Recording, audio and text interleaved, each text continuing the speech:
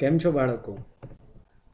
ધોરણ 10 વિજ્ઞાન વિષયના પ્રકરણ 14 ઉર્જાના સ્ત્રોતો એના પ્રથમ ભાગમાં આપ સર્વેનું સ્વાગત છે. મિત્રો, ધોરણ 9માં તમે કાર્ય, ઉર્જા અને પાવર એમાં ઉર્જાના વિવિધ પ્રકારો અને ઉર્જાના વિવિધ સ્વરૂપો વિશે વાત કરી ગયા છો. અત્યારે આપણે આ પ્રકરણમાં ઉર્જાના કેટલાક સ્વરૂપો અને શા માટે એના વિશે વિચારવાની જરૂરિયાત છે એને સમજવા માટેનો પ્રયત્ન કરવાનો છે. એટલે ઉર્જાને આપણે એક નવા જ દ્રષ્ટિકોણથી આજે જોવા માટેનો પ્રયત્ન કરીશું. મિત્રો, ઉર્જાના પરંપરાગત સ્ત્રોતો. પરંપરાગત મતલબ જેનો આપણે વર્ષોથી રૂઢિગત રીતે ઉપયોગ કરતા આવ્યા છીએ. આપણે જાણીએ છીએ કે ઉર્જા સંરક્ષણના નિયમમાં આપણે એવું કીધું કે વિશ્વમાં ઉર્જાનો કુલ જથ્થો અચળ છે. નવી ઉર્જા ઉત્પન્ન થતી નથી કે ઉર્જાનો નાશ થતો નથી, પણ ઉર્જાનું એક સ્વરૂપમાંથી બીજા સ્વરૂપમાં રૂપાંતર થતું હોય છે. એમ કોઈ પણ ભૌતિક ફેરફાર કે રાસાયણિક ફેરફાર દરમિયાન કુલ ઉર્જા અચળ રહેતી હોય છે, પણ વ્યવહારમાં આપણે એવું જોઈએ છે કે ઉર્જાનો ઉપયોગ કર્યા પછી એ ઉર્જા આપણને બીજા કોઈ સ્વરૂપે દેખાતી નથી.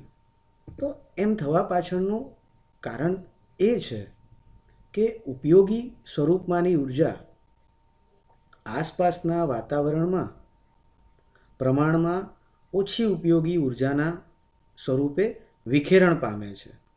અને એટલા જ માટે કોઈ કાર્ય કરવા માટે આપણે જે કોઈ ઉર્જાના સ્ત્રોતનો ઉપયોગ કરીએ છીએ એ વપરાઈ જાય છે અને એને આપણે પુનઃ ઉપયોગમાં લઈ શકતા નથી. એટલે દાખલા તરીકે તમે પ્રકાશ માટે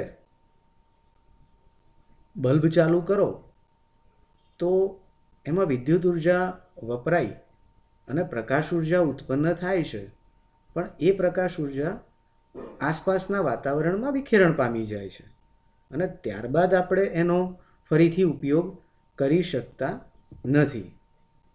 હવે આપણને એમ થાય કે આપણે ઉર્જાના જુદા જુદા વિવિધ સ્ત્રોતોનો ઉપયોગ કરીએ છીએ, તો એ બધા સ્ત્રોતો પૈકી ઉત્તમ ઉર્જાનો સ્ત્રોત કોને કહેવો? તો ઉત્તમ ઉર્જાના સ્ત્રોત માટેની કેટલીક લાક્ષણિકતાઓ છે. એમાંની પહેલી લાક્ષણિકતા છે કે એવો ઉર્જાનો સ્ત્રોત કે જે એકમ કદ અથવા દ્રવ્યમાન દીઠ વધારે પ્રમાણમાં કાર્ય કરતો હોય. મતલબ કે તમે એના ઓછા જથ્થાથી પણ જો વધુ પ્રમાણમાં ઉર્જા મેળવી શકો તો એને ઉત્તમ કહી શકાય. એ જ રીતે સરળતાથી આપણને પ્રાપ્ય હોય, આપણે એને સરળતાથી મેળવી શકીએ, એ પણ ઉત્તમ છે. અને એનો સંગ્રહ અને પરિવહન કરવું પ્રમાણમાં સરળ હોય. આવા ઉર્જાના સ્ત્રોતને આપણે ઉત્તમ ઉર્જાનો સ્ત્રોત ગણી શકીએ. ત્રણે ત્રણ લાક્ષણિકતાઓનું પાલન થતું હોય તો એ સૌથી સારી બાબત છે. હવે આપણે વાત કરીએ અશ્મિભૂત બળતણની. કારણ કે આપણા માટે એ હાલ પરંપરાગત ઉર્જાનો સ્ત્રોત છે. પ્રાચીન સમયમાં લોકો ઉર્જા અથવા તો ઉષ્મા ઉર્જા મેળવવા માટે લાકડાનો ઉપયોગ કરતા. વૃક્ષો કાપી અને એ વૃક્ષોનું લાકડું એનું દહન કરી અને એમાંથી એ ઉષ્મા ઉર્જા પ્રાપ્ત કરતા હતા અને એનો ઉપયોગ કરતા હતા. ક્યાંક કેટલીક મર્યાદિત પ્રવૃત્તિઓ માટે પવન કે વહેતા પાણીની ગતિ ઉર્જાનો પણ ઉપયોગ કરવામાં આવતો હતો. પણ માણસની સગવડો મેળવવા માટેની ભૂખ, શહેરીકરણ, ઔદ્યોગિકરણ અને વસ્તી વધારાના કારણે ઉર્જાની ભૂખ વધતી ગઈ અને જેના કારણે એની જે ડિમાન્ડ છે એ ડિમાન્ડને પૂરી કરવા માટે થઈને, એની પૂર્તતા કરવા માટે થઈને આપણે વિવિધ અશ્મિ બળતણોનો ઉર્જાના સ્ત્રોત તરીકે ઉપયોગ કરતા થયા, જેમાં કોલસો અને પેટ્રોલિયમ આજે મુખ્ય છે. અશ્મિ બળતણ એ પુનઃ અપ્રાપ્ય ઉર્જાનો સ્ત્રોત છે. પુનઃ અપ્રાપ્ય મતલબ કે એક વખત એનો ઉપયોગ કર્યા પછી નજીકના ભવિષ્યમાં એને આપણે સરળતાથી પ્રાપ્ત કરી શકતા નથી અને તેથી પુનઃ અપ્રાપ્ય છે અને એટલા માટે જ એનું સંરક્ષણ થવું જરૂરી છે. જો આપણે આ અશ્મિ બળતણોનો હાલ જે રીતે ઉપયોગ કરી રહ્યા છીએ, બેફામ આડેધડ, એવી જ રીતે જો એનો ઉપયોગ કરતા જઈશું તો ચોક્કસ એ નજીકના ભવિષ્યમાં ખૂટી જશે. અને મિત્રો, એટલે જ આપણે ઉર્જાના બીજા વિકલ્પોના વિશે વિચાર કરવાની હવે જરૂર છે. સાથેને સાથે અશ્મિ બળતણના કેટલાક ગેરફાયદાઓ પણ છે, જેમાં ખાસ તો એને સળગવાથી મુક્ત થતા કાર્બન, નાઇટ્રોજન કે સલ્ફરના ઓક્સાઇડ, જે અધાતુ તત્વો છે, અને અધાતુ તત્વોના ઓક્સાઇડ એ સ્વભાવે એસિડિક હોય છે અને જેના કારણે એસિડ વર્ષા થાય છે અને આ એસિડ વર્ષાથી પાણી અને જમીનના સ્ત્રોતો, વનસ્પતિઓ, ઇમારતો, આ દરેકને નુકસાન થાય છે. સાથેને સાથે વાયુ પ્રદૂષણ તો થાય જ છે, એ ઉપરાંત કાર્બન ડાયોક્સાઇડ અને એના જેવા અનેક અન્ય વાયુ કે જે ગ્રીન હાઉસ વાયુ છે, અને આ ગ્રીન હાઉસ વાયુ એ ગ્રીન હાઉસ અસર જેવી સમસ્યાઓ ઉત્પન્ન કરે છે અને જેના કારણે ગ્લોબલ વોર્મિંગ જેવી સમસ્યાઓ ઉત્પન્ન થતી હોય છે. તો હવે તમે ચોક્કસ રીતે એટલું તો સમજી શકો છો કે આપણે અશ્મિ બળતણના વિકલ્પ તરીકે અન્ય ઉર્જાના સ્ત્રોતો વિશે વિચારવું કેટલું અનિવાર્ય છે. મિત્રો, ઉર્જાના વિવિધ સ્ત્રોતોને સમજતા પહેલાં આ એક વિદ્યુત ઉત્પન્ન કરવા માટેના એક ટર્બાઇનની સામાન્ય રચનાને આપણે પહેલાં સમજી લઈએ. તો મિત્રો, અહીં આગળ પ્રેશર કુકર છે. પ્રેશર કુકરમાં ઉષ્મા ઉર્જાનો ઉપયોગ કરી અને એમાં પાણીનું બાષ્પ અથવા તો વરાળમાં રૂપાંતર થાય છે અને એ વરાળ અથવા તો બાષ્પ કે જે ગતિ ઉર્જા ધરાવે છે, એ ગતિ ઉર્જા એ આ પાંખિયા અથવા તો બ્લેડને ફેરવવા માટેનું કાર્ય કરે છે. પાંખિયા ફરે છે, એના કારણે જે રોટર છે એ રોટરને ગતિ ઉર્જા મળે છે અને ઝડપથી આપણે આ રોટરની બ્લેડને ફેરવી એને ગતિ આપી અને યાંત્રિક ઉર્જા ઉત્પન્ન કરી શકીએ છીએ. અને એ યાંત્રિક ઉર્જા એ જનરેટર કે ડાયનેમોની જે શાફ્ટ છે એને ફેરવી અને એ જનરેટર જે છે એ યાંત્રિક ઉર્જાનું વિદ્યુત ઉર્જામાં રૂપાંતર કરે છે અને એ વિદ્યુત ઉર્જા દ્વારા આપણે વિવિધ પ્રકારના સાધનો ચલાવી શકીએ છીએ. અહીંયા સાદી રચના છે એટલે બલ્બ પ્રકાશિત કરી શકીએ છીએ એમ આપણે સમજીશું.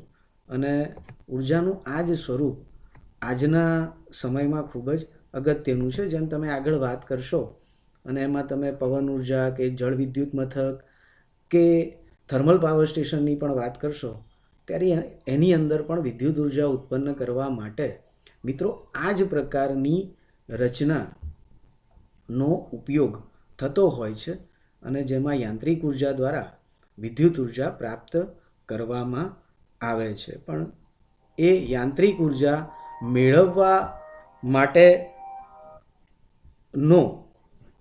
સ્ત્રોત અલગ અલગ હોઈ શકે. તો આપણે ધીરે ધીરે હવે એને સમજવા તરફ આગળ વધીશું. સૌથી પહેલાં આપણે થર્મલ પાવર પ્લાન્ટની વાત કરીએ.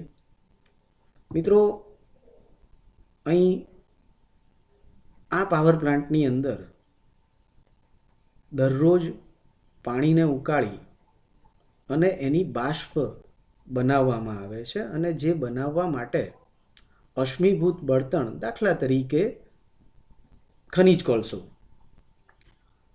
એનો ઉપયોગ થાય છે. કેટલીક જગ્યાએ કુદરતી વાયુનો પણ ઉપયોગ કરવામાં આવે છે અને આ બાષ્પ એ ટર્બાઇનને ફેરવે છે અને વિદ્યુત ઉર્જા ઉત્પન્ન કરે છે. વિદ્યુત ઉર્જા ઉત્પન્ન કરવા સાથે એ પણ વાત અગત્યની છે કે જો આપણે એક સરખા અંતર માટે વિચાર કરીએ તો કોલસા કે પેટ્રોલિયમનું પરિવહન કરવું એના કરતાં વિદ્યુત ઉર્જાનું પરિવહન કરવું વધુ સરળ, વધુ કાર્યક્ષમ બને છે.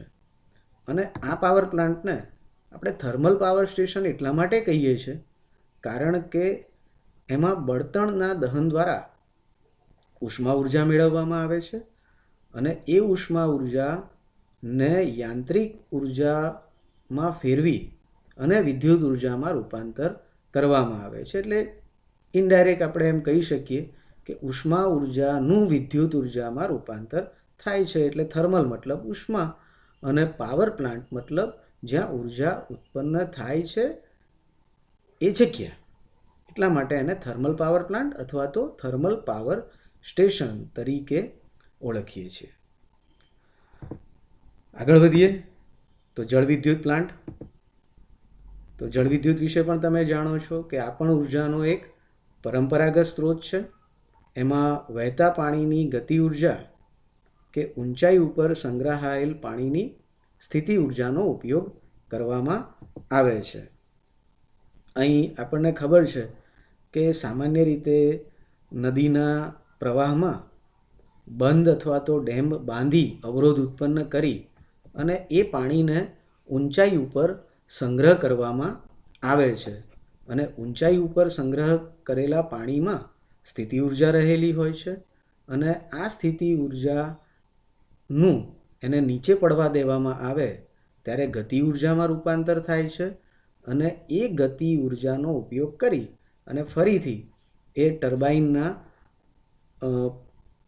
પાંખિયા ફેરવવામાં આવે છે અને જેના દ્વારા જનરેટર યાંત્રિક ઉર્જાનું વિદ્યુત ઉર્જામાં રૂપાંતર કરે છે. ભારતની અંદર આપણી ઉર્જાની જે જરૂરિયાત છે એનો ચોથો ભાગ એટલે કે લગભગ 25% ભાગ આવા હાઇડ્રો પાવર પ્લાન્ટ દ્વારા પૂરો પાડવામાં આવે છે. જળ વિદ્યુત ઉત્પન્ન કરવા માટે આપણે કીધું એમ કે પાણીના પ્રવાહને રોકી અને જળાશયોમાં પાણી એકત્ર કરવામાં આવે છે અને નદી ઉપર બંધ બાંધવામાં આવે છે. એના ફાયદાઓ ઘણા છે પણ એની સાથે ને સાથે આપણે વાત કરીએ તો એની જે પદ્ધતિ છે એમાં આપણે કીધું એમ કે ઊંચા લેવલ સુધી જે ઉપર પાણી રહેલું છે એ પાણીને પાઇપો મારફતે નીચે તળિયે રાખેલા ટર્બાઇન સુધી લઈ જવામાં આવે છે. અહીં પાણી ગતિ ઉર્જામાં રૂપાંતર પામે છે અને પાણીની એ ગતિ ઉર્જા જે છે એ ગતિ ઉર્જા આ ટર્બાઇનના પાંખિયાઓને કે ટર્બાઇનને ફેરવે છે અને એ ટર્બાઇન જનરેટર દ્વારા યાંત્રિક ઉર્જાનું વિદ્યુત ઉર્જામાં રૂપાંતર કરે છે, જેને વિદ્યુત મથકોથી વિવિધ જગ્યાઓ સુધી પહોંચાડવામાં આવે છે. જળાશયોમાં દર વખતે વરસાદના કારણે પાણી ફરીથી ભરાય છે અને એટલા માટે જેમ આપણે કીધું કે અશ્મિ બળતણ એ પૂરું થઈ જશે, પણ જળ વિદ્યુત માટે આપણે એ ચિંતા કરવાની જરૂર નથી, કારણ કે એ આપણને બહુ જ્યાં સુધી વરસાદ ચાલુ રહેશે ત્યાં સુધી એ આપણને મળતું જ રહેવાનું છે. પણ બંધના નિર્માણની સાથે કેટલીક મર્યાદાઓ અથવા તો એના કેટલીક સમસ્યાઓ, કેટલાક પ્રશ્નો પણ સંકળાયેલા છે. એ પ્રશ્નોમાં આપણે વાત કરીએ તો સૌથી પહેલી વાત એ આવે કે બંધોનું નિર્માણ ખાસ કરીને ટેકરીવાળા વિસ્તારમાં જ, એટલે કે ઊંચાઈવાળા વિસ્તારમાં શક્ય બને છે. બંધોના નિર્માણના કારણે ઘણી બધી ખેતીલાયક જમીન અને માનવ વસવાટ ડૂબમાં જાય છે અને બંધના પાણીમાં એ વિસ્તાર ડૂબે છે, જેના કારણે ત્યાંનું પર્યાવરણીય તંત્ર પણ નાશ પામે છે. ઝાડ વનસ્પતિ એની અંદર ડૂબી જાય છે અને એ અજારક પરિસ્થિતિમાં સડવા લાગે છે. અજારક મતલબ ઓક્સિજનની ગેરહાજરીમાં એ સડવા લાગે છે અને મિથેન વાયુ ઉત્પન્ન કરે છે. અને મિથેન વાયુ પણ પેલા કાર્બન ડાયોક્સાઇડની જેમ ગ્રીન હાઉસ માટે જવાબદાર વાયુ છે.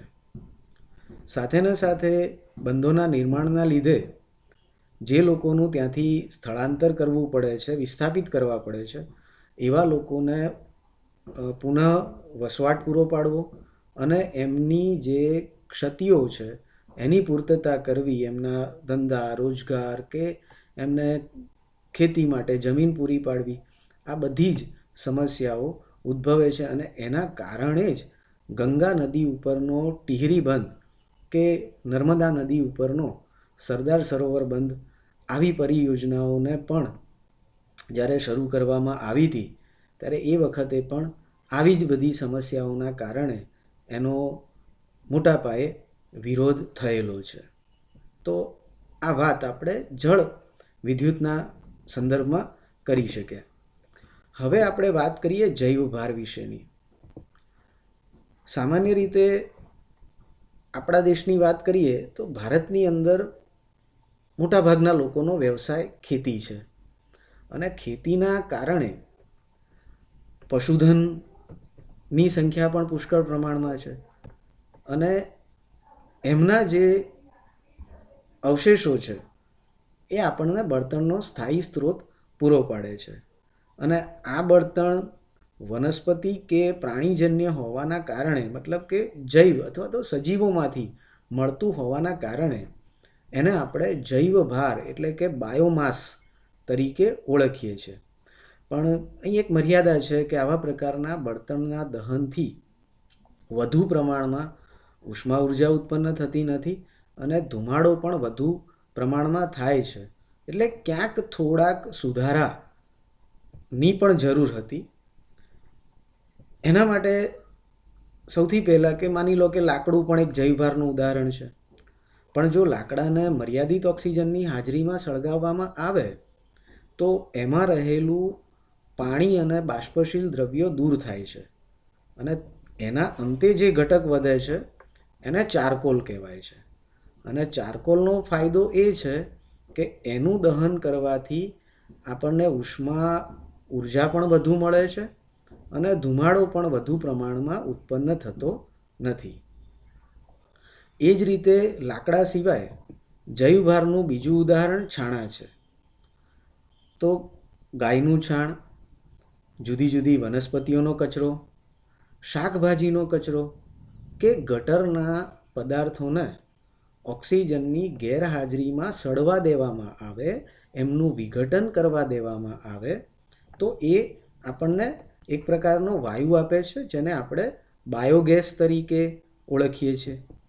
અને મુખ્યત્વે ગાયનું છાણ હોય તો એને આપણે ગોબર ગેસ તરીકે પણ ઓળખીએ છીએ. અહીં પ્લાન્ટની રચના સામાન્ય રીતે ઘુમ્મટ જેવું એક માળખું બનાવેલું હોય છે અને એમાં ગાયના છાણ અને પાણીના મિશ્રણથી જે રગડો બનાવવામાં આવે એને અહીંયા આગળ આ રીતે આ જે ડાયજેસ્ટર ટાંકી છે આ ટાંકીની અંદર મોકલવામાં આવે છે. ડાયજેસ્ટર એ સીલબંધ ટાંકી છે અને એની અંદર આ જે સૂક્ષ્મ ઘટકો ઉમેર્યા છે એ ઘટકોનું સૂક્ષ્મ જીવો વિઘટન કરે છે. વિઘટન કરે છે મતલબ એમાં રહેલા જટિલ સંયોજનોને નાના નાના ઘટકોમાં કે ભાગોમાં વિભાજિત કે વિઘટિત કરી નાખે છે અને અમુક દિવસો સુધી એ પ્રક્રિયા ચાલુ રહી એના અંતે કાર્બન ડાયોક્સાઇડ, હાઇડ્રોજન અને હાઇડ્રોજન સલ્ફાઇડ જેવા વાયુઓનું મિશ્રણ ત્યાં ઉત્પન્ન થાય છે અને આ બાયોગેસ એ ડાયજેસ્ટરની ઉપરના ભાગે આવેલી ટાંકી, જે આપણે હમણાં જોઈ કે આ ડાયજેસ્ટર ટેન્ક છે, એની ઉપરના ભાગે ગેસ ટેન્ક છે.